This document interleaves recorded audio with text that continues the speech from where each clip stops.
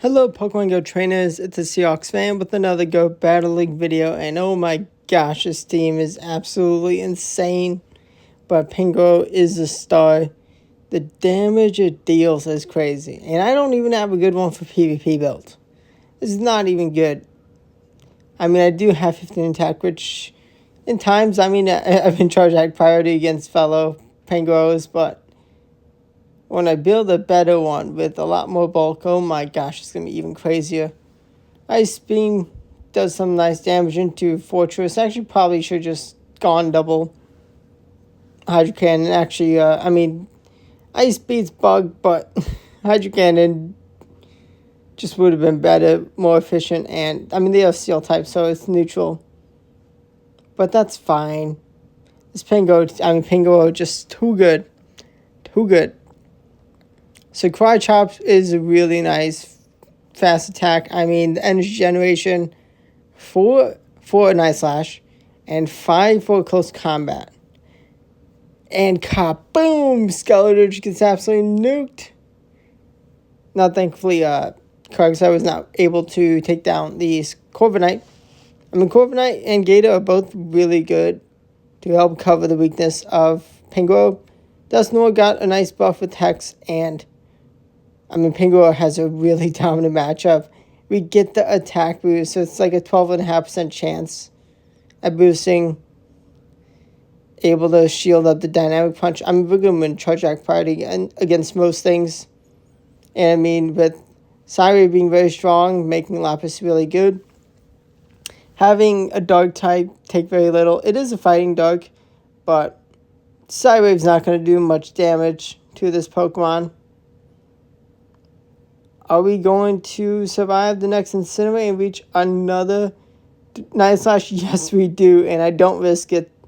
I just take the move for the KO. No shields remaining, but 2 Pokemon down for them. I have two Pokemon still. They're not going to leave after I bring in Corviknight. Just going to stay in with the Gator. Skull Bash, okay. Skull Bash does nuke me, but they're going to still stay in. Let's see how much the Hydro Cannon does. Sign up for the 2-shot, and we go and reach the Sky Attack, and goodbye, Blastoise. I did forget Blastoise gets Skull Bash, but it did not get it the win it needed. Another great lead. Confusion. Resisted by the fighting type. Are they going to respect the close combat? They do not. But that actually does put me in a good spot still. I'm just going to still have alignment. Pangoro just so strong. And we have 2 really nice save swaps. And we're going to be met with the 3rd Pokemon, which fantastic. Now we know the whole team. It would be nice to have Corviknight into the Jumpluff, but, we have Ice Beam on the Gator, so Gator can deal with can one-shot. And, odds are we should take a shield because they don't want to have the Jumpluff into Corviknight. It doesn't look like it's Confusion. Looks like it's Double Kick as a fast move. So I'm a little surprised, but I guess Night Slash is just so strong. Wait, no, maybe it is Confusion. Giraffe does not want to see Pangoro do shield the Energy Ball. Gonna overfarm before we go for the Ice Beam, and we kaboom. Pangoro, it's so strong. Yes, you gotta watch out for Wigglytuff. I guess you probably will see the Shadow and Ninetales with Charm. Eventually, with this team, you'll see the Charmers. I'm not at rank 20 yet. So no ELO yet. Official ELO available. Azumarill is a very, very nice counter. But you're about to see the damage we can do. This is a close combat kabooms. Huge amount of damage. And we're still in a really good spot. We do have some nice Pokemon to bring in for the Azumarill. And it is really handy to get the chip and dip damage. Even resisted, Pokemon that resist close combat, Pangoro just is a very strong Pokemon.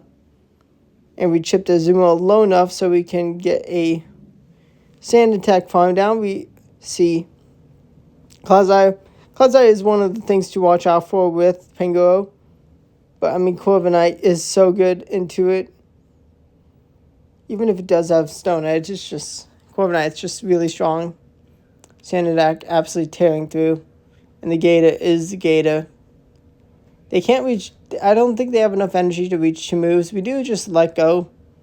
The Earthquake, we don't care. We have Pangoro. We have shields. I mean, they have a normal type, and Dunsparce are kind of just toast. And Rollout is resisted. I mean, it was nerfed, but it's still a strong move. And with Wailord, Wailmer, and Blastoise getting it, it's definitely going to be used. I mean, who knows in a month's time how used it is. I mean, maybe it's a small decrease. I mean, with them just having one last shield, we just charge up to back. Close combat's so easily just KO. I mean, Rollout wasn't going to take us out. Galarian Weezing is actually another really annoying Pokemon to deal with. Gator is really strong into it. I mean, Brutal Swing is really annoying, but Sludge is also annoying and a lot more common now. Definitely a really good move to have on the Weezing. I mean, we're just going to have to struggle in dealing with Weezing with the team. But, like, we're going to be able to take... Are we going to take both shields? We do take both shields. I mean, they could have Overheat. That does take a lot of energy. And then bringing in the Gator. I do let the Hydro Cannon go because I do want to save Corviknight to close out. I mean, yeah. In a good spot to kaboom. Goodbye, Gator. Let's see what comes in. It's Clodseye. Actually, fantastic to see this. So, ABA, so they got Poison in the lead. A Fairy Poison in the lead.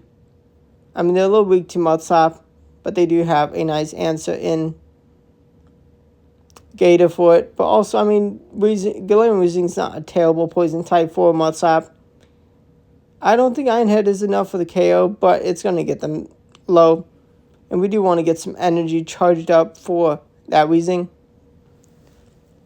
We're going to want to have an Iron Head for this thing, which we don't have yet. But, oh, play rough, let's go. No Overheat. But they were not going to be able to throw. Yeah, they were not at a Overheat after a Brutal Swing. I mean, we knew they weren't at Brutal Swing, so very nice. Beautiful, beautiful, beautiful. All the wins with the team. It's crazy. It's a crazy team. Let's see who the next opponent is. And I mean, maybe let me know how this team has went for you. So we have a mirror match. Pangoro v Pangoro. I have the high attack. Gonna be able to grab a shield. I mean, unless like one of us has a charm, like unless we have Charmers in the back. Really don't want to give up alignment. Clodseye is going to come in. I don't mind it. I mean, I am 0 to 1 shields. I did get the boost there. I really do feel I just need to save the energy for later.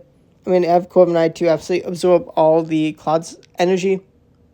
They're not going to do the damage they need to me. I'm in a fantastic spot. And we are going to go for the Sand Attack Farm Down.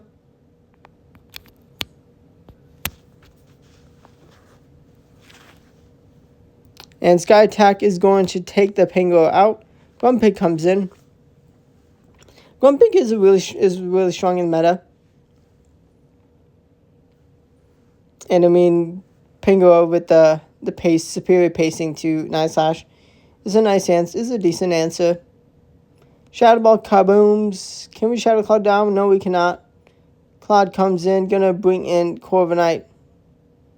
And I have a move banked on the Pangoro, and they do throw a Side Wave, so I think I could have gotten a Cry Chop in, but I had to move for easy KO.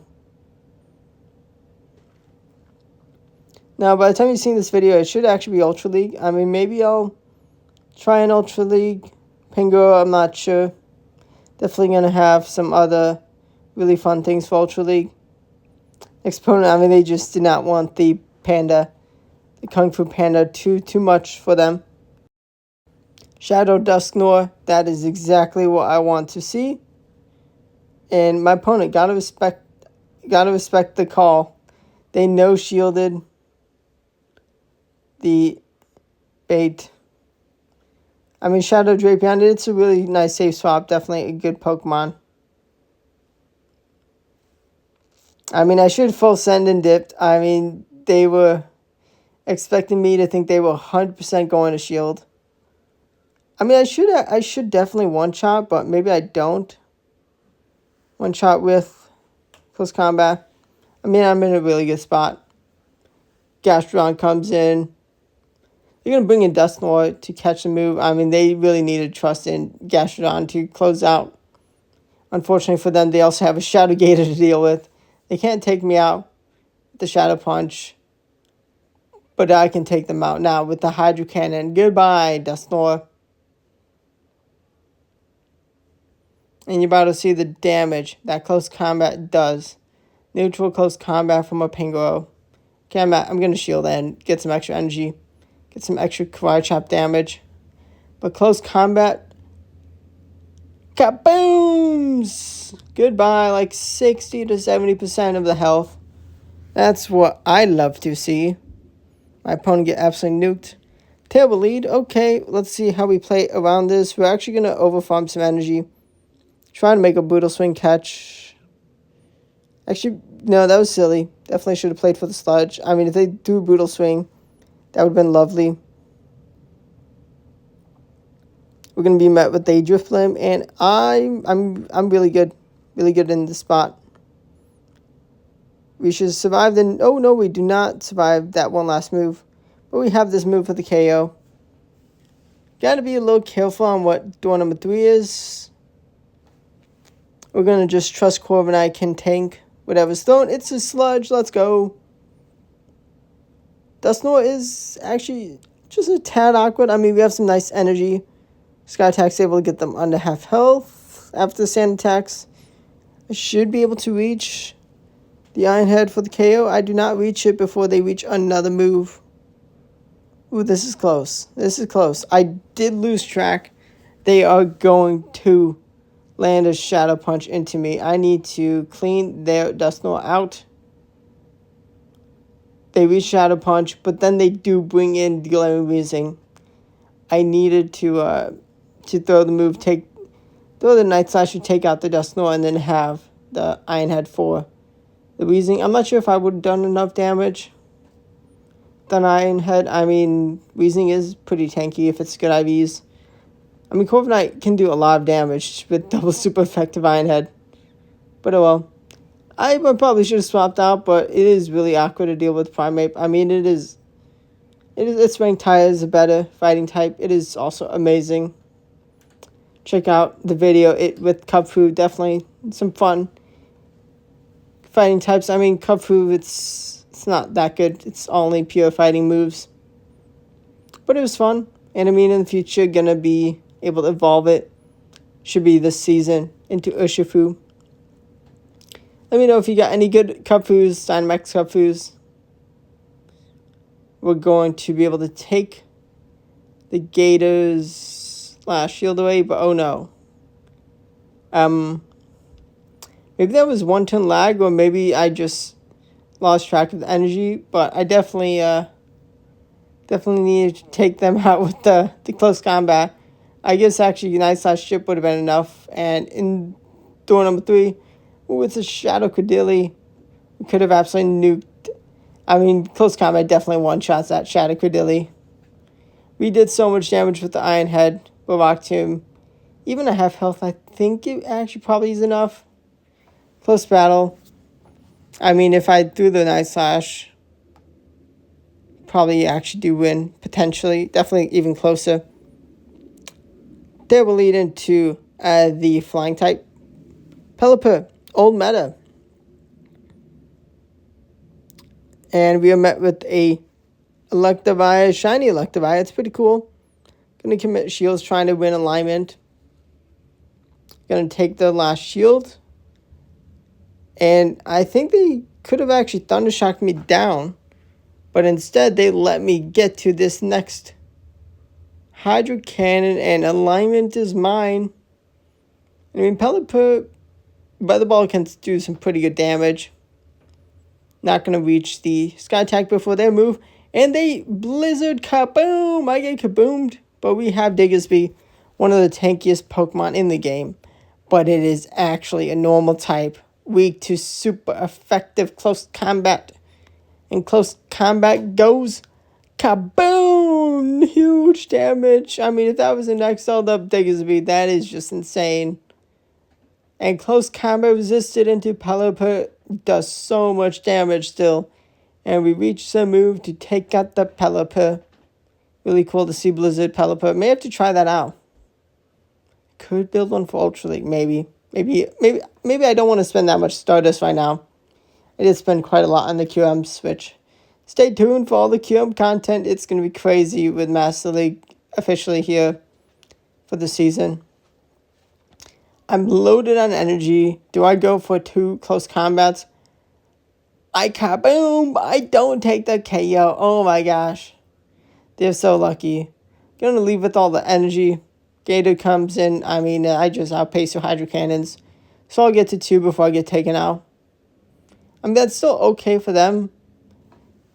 Even if they land an Earthquake, okay, I guess they do have more efficient Sludge Bomb. I mean, they would not have been able to Earthquake farm me down with the shield. But Sludge Bomb is good. Able to land 2. They have no shields remaining now.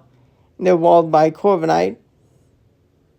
Going to be able to launch the Sky Attack. I mean, I want to get this damage. I mean, I'm very tanky, and getting a huge Sand Attack farm down would be lovely. They do bring in Grumpig. They don't want me to farm them down just yet. Shadow Ball, huge damage. I do still throw the Sky Attack because I was Charge Attack priority. Gonna actually overfarm just a bit. And / easy KOs. But actually, I mean, I could have just thrown immediately after getting that boost. Goodbye, Cloud's Eye. I didn't need the boost KO with 1 Night Slash. But thankfully, they were energy dry Cloud's Eye. Another Gastrodon in the lead. I mean, they're in a tough spot. We're going to full send the close combat before they reach a move. And kaboom! Kaboom! Absolute huge damage. Typhlosion is going to come in. It's crazy. Shadow Typhlosion with Thunder Punch pacing. It wins into Shadow for Alligator. Actually, I'm not sure if it needs to be Shadow, but definitely. Maybe non-Shadow also wins, but I mean, just the amount of Thunder Punches it gets you is crazy. I take the shield advantage. I don't let them get to another move, and I throw the Night Slash for the KO. Mandibuzz comes in. It's a Snarl Mandibuzz. That's beautiful. Even with debuff, Snarl's going to do like nothing, and I 2-shot with 2 close combats. I feel like they actually do have back-to-back moves. But unfortunately for them, they do not throw them if they did have them. If they didn't have them, well, I guess, okay, fair. But, yeah, goodbye. Really cool to see Shiny Mandibuzz, but you're not even going to see my Corviknight. Shadow Fortress, I actually do really like Fortress this season. I mean, water is really strong. Like, yes, you do still have plenty of Mudslap, but the Flyers, especially Corviknight, definitely not a bad pick. And I mean, the poison types, the Weezings can definitely be very nice to have. Fortress, but Rock Tomb, really new, strong Rock Tomb, definitely cool. Ironhead kabooms that Shadow Glare Weezing. Fortress does come in and get some big damage in, but I can reach Sky Attack for a big damage myself. And my opponent is just going to close the game, just going to leave. I mean, I don't blame them at all. Pangoro with the shields. One, they have no resist anymore. Yeah, they are just toast. I mean, I love the kabooms, and I can... Kaboom! Absolutely huge damage. That is just so strong. I mean, Shadow Gator is not a tanky Pokemon, but man, close combat so strong. Another bad lead. Morpeko comes in. Now, here's where some mind games come in. I mean, Morpeko Cloud, that's a pretty nice core. I mean, you're pretty weak to water in the lead, but then you have, like, the best answer to water. I know Shield the Psychic Fangs, and I'm able to reach a second Hydro Cannon. I mean, if they take me out, then I just bring in Pangoro, gets so much energy with those Kawaii Chops. And I mean, I could probably take a Shield Night Slash, and if I get the boost, then I can easily 2-shield farm down. I did shield the first Psychic Fangs, and another. I don't think I could have gotten the Kawaii Chop down, but they're not gonna. Well, they don't have a shield anymore. And they give me what I need, the third Pokemon, to Kaboom! And we have 2 ground types to deal with, and we have a flying type in Corviknight. Corviknight is such a good flying type to resist the moves. I mean, even if they have Stone Edge, they're just going to struggle. And they do not want any more of that battle. At a beautiful lead, but Shadow Gator safe swap, just so good. Terrible lead for us. Absolute nightmare lead. That's fine. It happens. It's what happens when you play enough Go Battle League. You're going to get some terrible leads. It's probably what you want to see me try to play out. And they do make a really good time swap. I Kaboom with the Hydro Cannon. But I did also make the mistake of not waiting out the clock more. Now, I mean, this is going to do a lot of damage, but, oh, it actually takes a shield. Is my Corviknight going to be able to close out? 2-shield the Corviknight. If they got a debuff, I would have been so annoyed. I should easily KO with Iron Head and see what door number 3 is. And it's actually Claydol. Fantastic. So I'm in an actually pretty good spot now. Going to be able to land that Sky Attack. Like, they should be able to get to 2 Rock Tombs in time. But actually, they go for the Scorching Sands. Maybe they don't have Rock Tomb, but I'm able to land the next Sky Attack. Easily shield up their move. And do they have another move? They do not. Let's go. Winning a Nightmare lead. Not able to flip alignment, but just 2-shielded Corviknight as a closer. Too good into the back line. Shadow Gator safe swap. I mean, it's the best safe swap, I think, in the game right now. I'm not sure if it is ranked as the number 1 for PvP Poke, but Shadow Claw putting in so much work into this water type. Like, it is. I mean, we have a really nice answer in Corviknight, but I don't want them to swap out Toxapex and have an absolute counter to my Corviknight to then get all the energy they need. I do commit 2 shields. And I get a big Shadow Claw farm down. They get 1 turn lag, and it's going to allow me to launch both these Hydro Cannons, and I can take a shield in return. Now, I bring in Corviknight. I mean, it was perfect time to bring in Corviknight because it was a flying fast move. Mandibuzz, that is like also one of the worst matchups for Pangoro. But instead, we've been able to take the last shield, and we could then one-shot Kaboom the Scraggy. We do even reach the Night Slash chip with the 1-turn lag, I think, was the cause of that. Now, how much energy and fast move damage can they do in time? Cheaper foul play, really handy. But they need one more move after this, and I reach a Sky Attack. Sand Attack adding up. And Sky Attack just a little too much for this insanely bulky monster of Mandibuzz. Pangoro, I mean, the damage is just crazy. I was stupid lucky, amazingly lucky with over the summer the Pokemon Go Worlds, like Twitch research. I picked the Pancham path, and I was really lucky getting a shiny Research Pancham. My opponent right now really smart to no shield. The Night Slash, they do close combat and go down. I have no shields. I'm going to debuff myself. Oh, but a brilliant catch. I do leave with that Night Slash, which, I mean, the power of Pangoro, even a resistant Night Slash can be really nice. For Alligator is a decent matchup into the Claydol. They should not KO me with what move they throw. Actually, no, they do. I stand corrected. I think it is much more valuable to have Pangoro with the Night Slash for later now. Especially because I can reset the attack drop. I try and get the farm down. I guess I didn't realize that it was debuffed. Ice Beam does not take the KO. I fumble the battle. And, I mean, I was unable to get that close combat, but great bound win Star Trek priority. Well played to my opponent. Playing that mirror lead better than me. Shiny Pangoro v Shiny Blastoise. Let's see who's going to come out on top. Going to be efficient, charge up lots of energy. I do go for Night Slash. And Night Slash is going to land very nicely. That's some big damage. 2-shot. I get to 2 Night Slashes before they get to 2 Hydro Cannons. But I overfarm, just being efficient. I mean, it's going to be fine. 2 shielding Pangoro. Unless they have resist in the back. This is a really good choice. And I get that boost with the KO.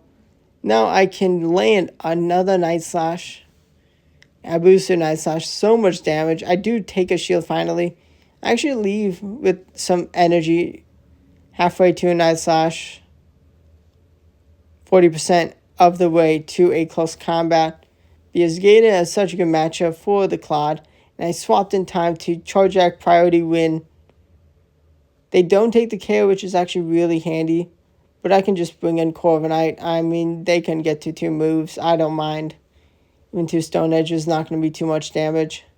I'm forced to bring in Lapras. I should have just brought in the Pangoro. But Iron Head chip. I do not need that chip because close combat is gonna kaboom! One of the tankiest Pokemon also. I mean, it is super weak to fighting as a ice type, but goodbye, and able to close out with the Pangoro. That was actually a sweep. That was a triple KO. Very nice. Okay, Grumpig. This is the best battle of the video. The power of Night Slash boost. The absolute sweep. Stay tuned. We get 1 attack boost. Then we get to the next Night Slash. Like, they definitely could have thrown a move now. Before our second move. But, oh my gosh. Another attack boost. And we should actually be able to 2-shield farm down. With Karate Chop because of the boosts. They bring in a Blastoise. Surely they have to shield the Blastoise, right? They need the Blastoise. And they shield the Night Slash, but then I close combat to kaboom! Do they have a fairy as door number 3? No, they don't. Grumpig comes in, it gets Karate Chop down. Double attack booster Night Slash. 1 hit KOs a Skeleturge. Oh my gosh. That is just insane. That is unreal damage. Pangoro, it's so fun. Definitely going to have to build for Ultra League, but hope you enjoyed the video. Stay tuned for daily Go Battle League videos and other Pokemon Go content. Let me know what other crazy Pokemon you want to see, what other meta picks. I mean, maybe there's a more underrated Pokemon that is close to Pangoro. Not entirely sure, but thanks for watching, and goodbye.